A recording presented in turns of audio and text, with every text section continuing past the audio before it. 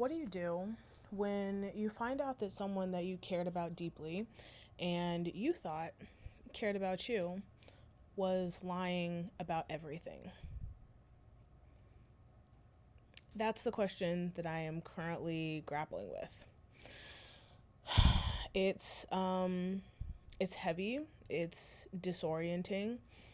In some ways it's freeing, which I don't know that we'll have time to get into in this video, but it can be destabilizing. And there are a lot of questions that swirl. I'm the type of person where it's really, really difficult for me to separate someone else's actions toward me with me, myself as a person. And I realize that that needs to change, which is why I am actively working toward being better at detachment. Detachment for me is separating your own feelings from the outcome of a situation. It means that no matter what's going on around you, your worldview doesn't change drastically, your view of yourself doesn't change drastically. It doesn't mean, you're being naive to the fact that bad people exist and people lie. People have the potential to betray you and that sort of thing. It doesn't mean that you don't take precautions to protect yourself. But as someone who has always struggled with feeling like the things that go on around me are a direct result of my own actions, of the things that I say and do, it's really difficult to reconcile how you can have pure intentions and you can want the best for someone or with someone, and that person doesn't at all, they don't have to share that view.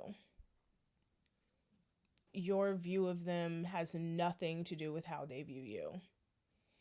Your treatment of them has nothing to do with how they decide to treat you.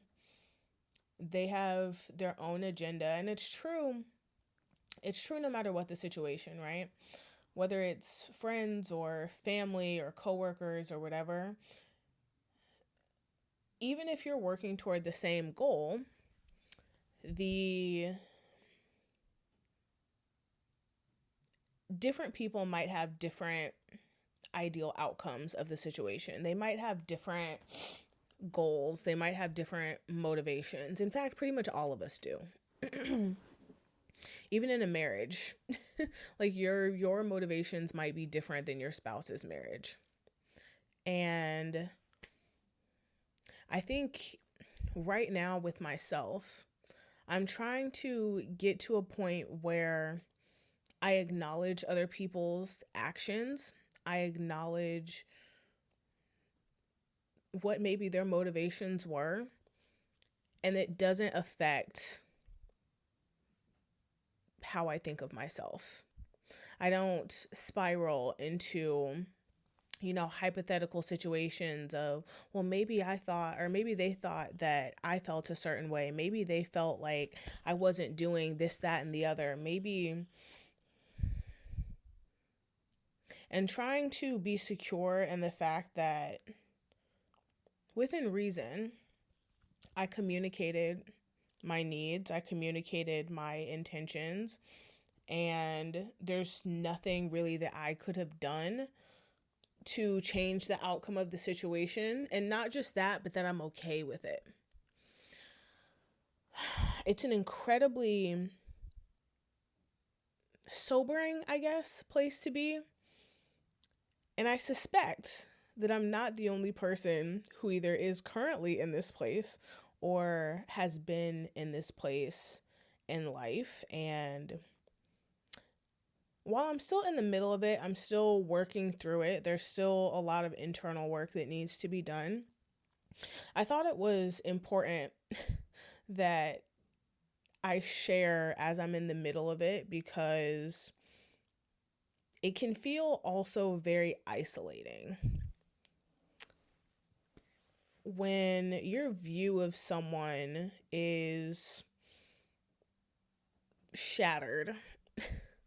When your view of a specific situation you realize is completely different than what the reality was. It can be really isolating, feeling like you don't really have anyone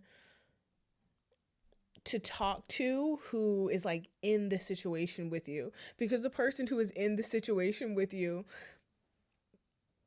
was lying the entire time. And I'm gonna be honest, this is one of those videos where I don't have the answer. I can't tell you exactly what works yet. I will get there, and when I do, I will share it. But this is just where I am right now, and I guess I'm just processing my thoughts out loud.